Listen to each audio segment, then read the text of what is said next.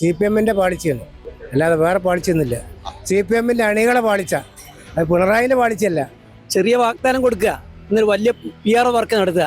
ഞങ്ങളാണ് ഇതൊക്കെ ചെയ്തതെന്ന് പറഞ്ഞിട്ട് അതല്ലേ PR വർക്ക് നടത്തി ജയിച്ച് അധികാരത്തിൽ കയറാൻ അധികാരം കഴിയില്ല. അതൊക്കെ ജനങ്ങൾ മനസ്സിലാക്കുന്നുണ്ട്. പോകാൻ നേരത്തെ ഒരു പെൻഷൻ കൊടുക്കുക, 2000 രൂപ പെൻഷൻ കൊടുക്കലും ഇവിടെ ജനങ്ങളെ പറ്റിക്കാൻ നോക്കി, അത് കഴിഞ്ഞില്ല.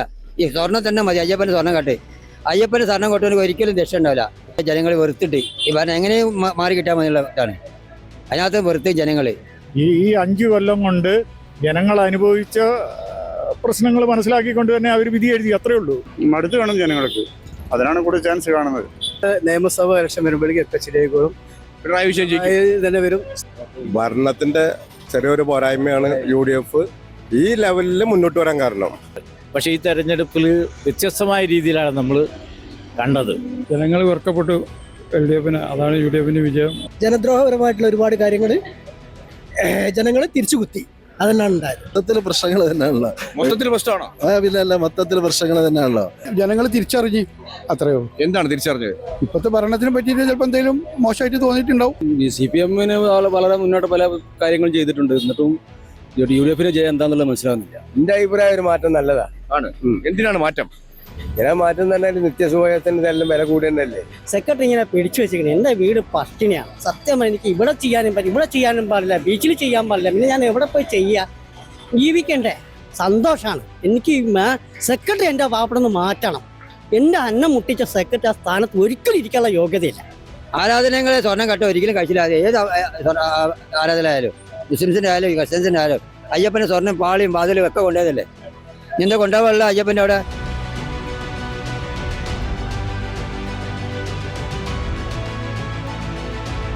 നമസ്കാരം, പീപ്പിൾസ് കേരളയിലേക്ക്. തെരഞ്ഞെടുപ്പ് ഫലം വന്നതിൽ പിന്നെ ഇടതുപക്ഷ ക്യാമ്പെല്ലാം ഞെട്ടിയിരിക്കുകയാണ്.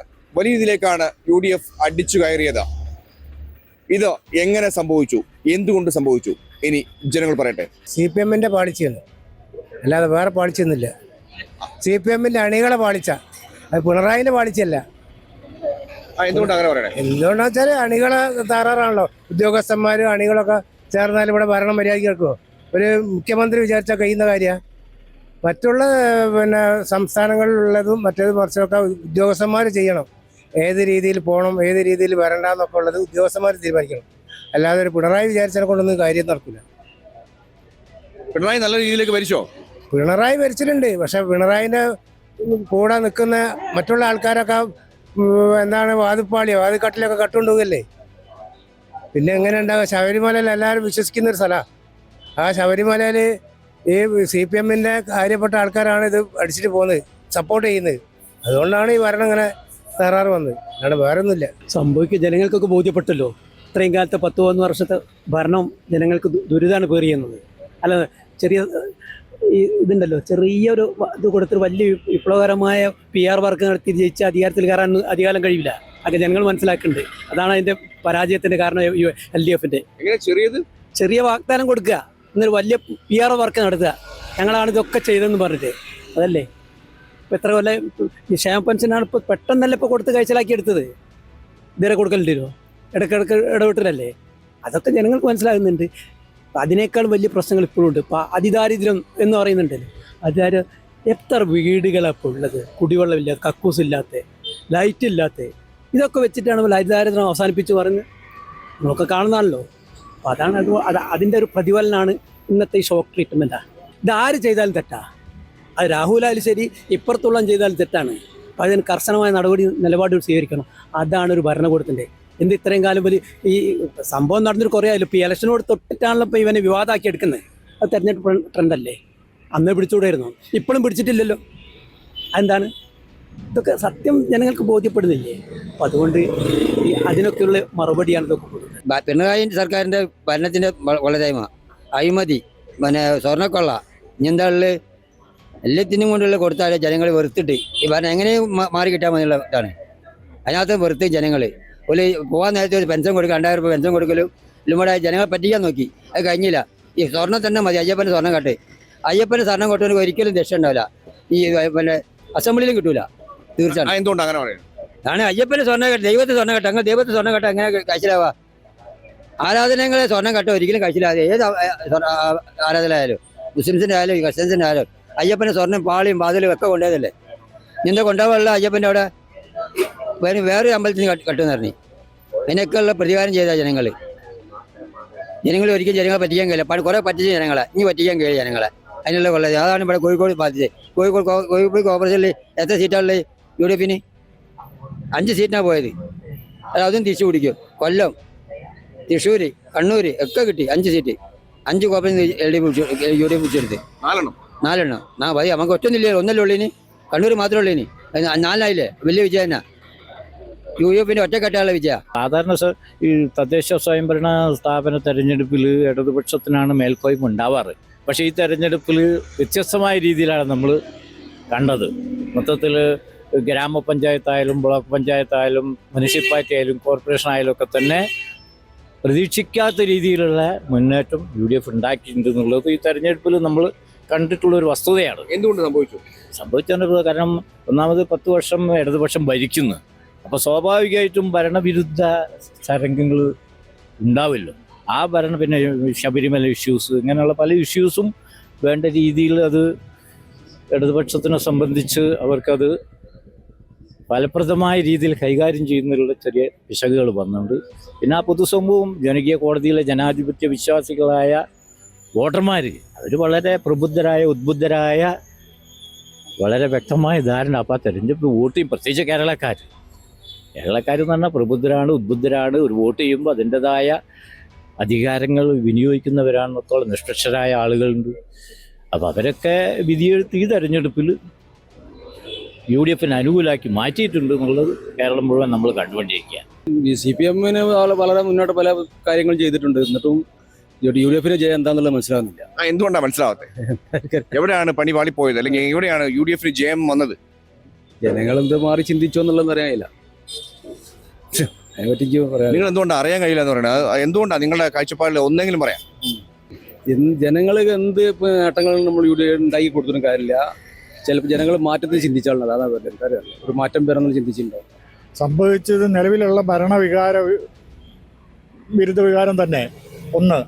പിന്നെ ഈ ഭരണത്തിൻ്റെ കീഴിലുള്ള കടുത്ത അസംതൃപ്തി, അഴിമതി, ഓരോ കോർപ്പറേഷനുകളും ബോർഡുകളും ഭരിക്കുമ്പോൾ ആ ചുമതല ഏൽപ്പിക്കുന്നവർ അന്യായമായ രീതിയിൽ പ്രവർത്തിക്കുന്നത് കൊണ്ട് ജനം ആ ഭരണത്തെ വെറുത്തിട്ടുണ്ട്. അതുകൊണ്ട് തന്നെയാണ് ഇത്ര വലിയൊരു മുന്നേറ്റം UDF ഉണ്ടാകാൻ കഴിഞ്ഞത്. എന്തുകൊണ്ട് അങ്ങനെ പറയുന്നു?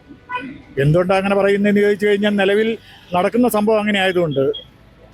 ഈ 5 കൊല്ലം കൊണ്ട് ജനങ്ങൾ അനുഭവിച്ച പ്രശ്നങ്ങൾ മനസ്സിലാക്കിക്കൊണ്ട് തന്നെ അവർ വിധി എഴുതി. അത്രേ ഉള്ളൂ.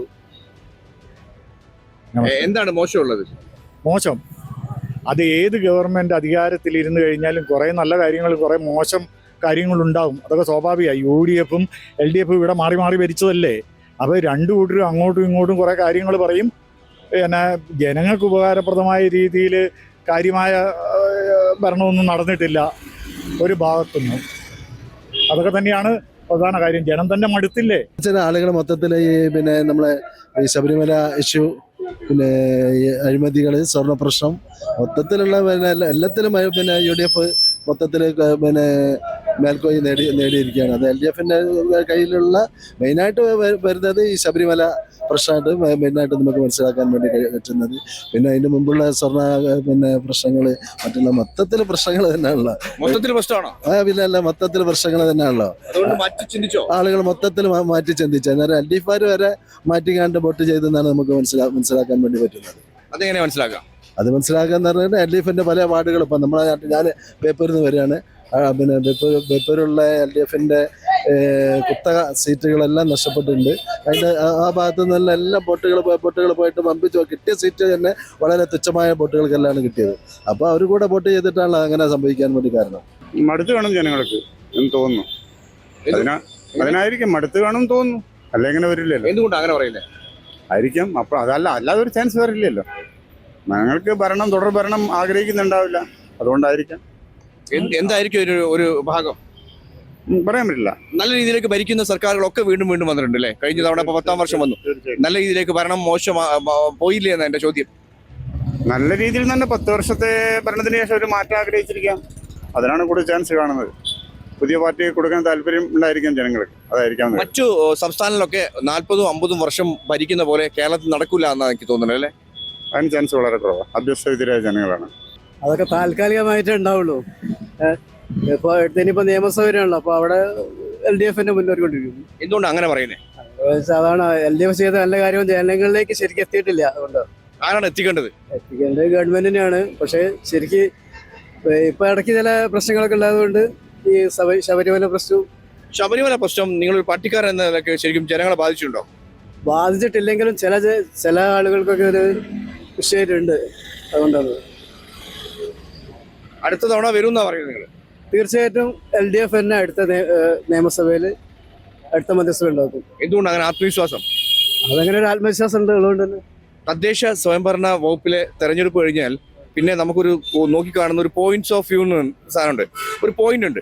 ആ പോയിന്റിൽ ശരിക്കും ഡെവലപ്പ് ചെയ്യാൻ, മേക്കപ്പ് ചെയ്യാൻ കഴിയാത്തൊരു സമയം മാത്രമാണ് ഒരു 5-6 മാസം ഉള്ളത്. ഇല്ല, അത് അങ്ങനെ തന്നെ സംഭവിക്കും. അടുത്ത നിയമസഭ ഇലക്ഷൻ വരുമ്പോഴേക്കും ഒക്കെ ശരിയായിക്കോളും. പിണറായി വിജയൻ തന്നെ വരും, സർക്കാർ ഉണ്ടാക്കും. വിജയത്തിനോട് വിജയിച്ച ആൾക്കാർക്കൊക്കെ നന്ദി പറയുന്നു. വിജയം നന്നായിട്ടുണ്ട്, ജനങ്ങൾ തിരിച്ചറിഞ്ഞ്, അത്രയോ. എന്താണ് തിരിച്ചറിഞ്ഞത്? ഇപ്പോഴത്തെ ഭരണത്തിനെ പറ്റിയിട്ട് ചിലപ്പോൾ എന്തെങ്കിലും മോശമായിട്ട് തോന്നിയിട്ടുണ്ടാവും. അതുകൊണ്ട് ഇപ്പം നമ്മുടെ കേരളത്തിൽ മാറി വരണതല്ലേ.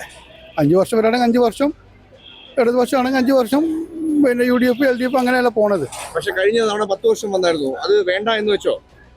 വേണ്ട എന്നല്ല, ജനങ്ങളല്ല വിധി എഴുതുന്നത്. ചിലപ്പോൾ അവരങ്ങനെ വെച്ചിട്ടുണ്ടാവും. നിങ്ങളുടെ കാഴ്ചപ്പാടിൽ എന്താണ്? ഞാൻ സ്പെഷ്യനാണ്, ഞാനൊരു പാർട്ടിയിലില്ലാത്ത ആളാണ്. ഇത് പഞ്ചായത്ത് ഇലക്ഷൻ അപ്പം നടന്നത് വ്യക്തികളെ നോക്കി ചെയ്യുന്നതാണ്. ആരൊക്കെ കൊണ്ടാണ് ഉപകാരം അവർക്ക് ചെയ്യും. 10-15-30 കൊല്ലം വരെ ഞാൻ ബീച്ചിൽ കച്ചവടമൊക്കെ ചെയ്തുകൊണ്ടിരുന്ന ഞാൻ കുറച്ച് മഴയൊക്കെ പെയ്യുമ്പോൾ ഇവിടെ മുട്ടായിത്തിരി കയറി ഇട്ടാപ്പൊട്ടിയൊക്കെ വിൽക്ക് വീട് ജീവിച്ചു പോകണ്ടേ. വീട് പട്ടിണിയാണ്. ഞാൻ മാത്രം കൊള്ള ആശ്രയമാണ് എൻ്റെ വീട് കഴിഞ്ഞു പോണത്. അപ്പം ഞങ്ങൾക്ക് 90 ആൾക്ക് വണ്ടി തന്നു ബീച്ചിൽ. ആ 90 ആൾക്ക് വണ്ടി തന്നാലും ഞങ്ങൾക്ക് ഒരു കുറച്ചാക്കൂടിന് 10-13 ആൾക്കൂടെ കിട്ടാനുണ്ട്. ഞാൻ നിരന്തരം കോർപ്പറേഷന് ഉൾപ്പെടുമ്പോൾ സെക്രട്ടറി തരുന്നില്ല. സെക്രട്ടറി പറഞ്ഞ് ഞാനത് വിറ്റെന്ന്. ഞാൻ വിറ്റതൊന്നുമില്ല. ഞാൻ മാർച്ച് കൊല്ലം ലൈസൻസിൻ്റെ പൈസ അടയ്ക്കുന്നത്. അതിൻ്റെ എല്ലാ ചെയ്തു എല്ലാ കാര്യങ്ങളും എൻ്റെ സെക്രട്ടറി ഇങ്ങനെ പിടിച്ചു വെച്ചിരിക്കുന്നത്. എൻ്റെ വീട് പട്ടിണിയാണ്. സത്യം പറഞ്ഞാൽ എനിക്ക് ഇവിടെ ചെയ്യാനും പാടില്ല, ബീച്ചിൽ ചെയ്യാൻ പാടില്ല. പിന്നെ ഞാൻ എവിടെ പോയി ചെയ്യുക? ജീവിക്കണ്ടേ? ഞാൻ മണ്ണൂർ വളമുള്ളതാണ്, കല്ലുണ്ടി പഞ്ചായത്തുള്ളതാണ്. ഞാൻ ആരോടും ഇത് പരാതി പറയാം. നിങ്ങളെ ബുദ്ധിമുട്ടിച്ചു? അത്ര എന്നെ ബുദ്ധിമുട്ടിച്ചു. UDF വലിയ രീതിയിലേക്കുള്ള ജയം ഉണ്ടായിട്ടുണ്ട്. എന്തുകൊണ്ടായിരിക്കും ചെയ്യേണ്ടത്? വന്ന് നന്നായി എന്ന് പറഞ്ഞാൽ അത്രയും ഒരു സന്തോഷമാണ് നമ്മൾ പാലിക്കേണ്ടതെന്ന് വെച്ചാൽ അവരെങ്കിലും കണ്ണൊക്കെ പറഞ്ഞാൽ സന്തോഷമാണ്. എനിക്ക് സെക്രട്ടറി എൻ്റെ പാപ്പടന്ന് മാറ്റണം. എൻ്റെ അന്നം മുട്ടിച്ച സെക്രട്ടറി ആ സ്ഥാനത്ത് ഒരിക്കലും ഇരിക്കാനുള്ള യോഗ്യതയില്ല. അതാണ് ഞാൻ പറയേണ്ടത്. സെക്രട്ടറി അവിടുത്തെ മാറണം. സെക്രട്ടറിന്റെ പേരെന്താ? സെക്രട്ടറിന്റെ പേര് എനിക്കറിയില്ല. അവർ ചെല്ലുമ്പോൾ ചാവിയല്ല, നിങ്ങൾ നടപടി എടുത്തോളി എന്നെ ഇറക്കി. അപ്പോൾ ഇവിടെ ഇലക്ഷൻ വന്നില്ലേ, അങ്ങനെ നിൽക്കുകയാണ്. അപ്പം നമ്മളെ യൂണിയൻ പറഞ്ഞ് കേസിട്ട് വാങ്ങി തരാന്നൊക്കെ പറയുന്നു. ഇതുവരെ തരുന്നില്ല. എനിക്ക് നാളെ ജീവിക്കണ്ടേ സാറേ? UDF ജനങ്ങൾ വിധി എഴുതിയതാണല്ലോ, ജനങ്ങൾ അംഗീകാരമാണല്ലോ വലുത്. അപ്പോൾ ജനങ്ങൾ മനസ്സിൽ കൊണ്ട് LDF ഇഷ്ടപ്പെടുന്നില്ല. അതാണ് കാരണം ഒന്നാമത്തെ. പിന്നെ ഇവിടുത്തെ വിലവർധന, സാധനത്തിൻ്റെ ജനങ്ങളായിട്ടുള്ള സമ്പർക്കം ഒന്നും ശരിയില്ല, വാഗ്ദാനങ്ങളൊന്നും ശരിയില്ല. അങ്ങനെ പല കാരണങ്ങളാണ് LDF പരാജയങ്ങളാൻ കാരണം. UDF വിജയം എന്ന് പറഞ്ഞാൽ ഇതാണ്, ജനങ്ങൾ വെറുക്കപ്പെട്ടു LDF. അതാണ് UDF വിജയം എന്ന് കാണുന്നത് എൻ്റെ പ്രതീക്ഷ. ജനങ്ങൾ വെറുക്കപ്പെട്ടു എന്ന് പറയുന്നത്? അതെ. എന്തിനാണ് വെറുക്കുന്നത്? ഇവിടെ ഭരണം പോരാ എന്നുള്ള ജനങ്ങൾക്ക് മനസ്സിലായി കഴിഞ്ഞു. അതാണ് കാരണം ഒന്നാമത്തെ. തമ്മിൽ ഭേദം എന്നുള്ളൊരു വിചാരം ജനങ്ങൾക്ക് വന്നിട്ടുണ്ടാവും. അത് എന്തുകൊണ്ട് അങ്ങനെ പറയുന്നത്? ഇപ്പോൾ ഇതുവരെയുള്ള ഈ കാലഘട്ടത്തിലെ നമ്മുടെ കാഴ്ചയിൽ കാണുന്ന കാര്യങ്ങൾ വെച്ച് നോക്കുമ്പം വേറെ ഒരു കൊടുക്കാൻ പാർട്ടിയെ കാണുന്നില്ല. അപ്പോൾ LDFിനേക്കാളും ബെറ്റർ UDF ആയിരിക്കും എന്നുള്ള തോന്നൽ വന്നിട്ടുണ്ട്. അല്ലെങ്കിൽ ഇങ്ങനെ സംഭവിക്കില്ല. എന്തുകൊണ്ട് അങ്ങനെ സംഭവിക്കില്ല എന്ന് പറയുന്നത്?